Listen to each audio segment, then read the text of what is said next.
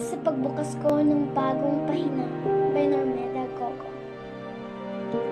Pagkakaibigang nabuo sa silid-aralan, magkakaibigang silid ay binuhay ng tawanan, pinuno ng magandang alaala, kopyahan at asaran, naging kasangga sa kasiyahan at kalungkutan.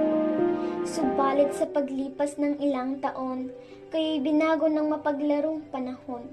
Tila misteryoso dahil sa hindi matukoy na rason. Di lubos maisip kung bakit ganon ang naging desisyon.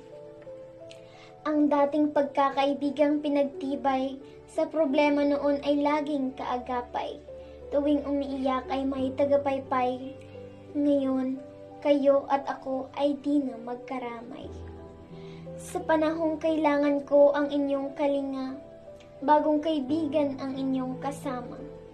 Pag nagkasalubong ay walang pansinan, halatang ako'y inyong kinalimutan. Ako ay laging nakatulala sa kawalan, habang iniisip ang inyong tawanan. At sa tuwing kayo ay pinagmamasdan, ako ay patagong nasasaktan.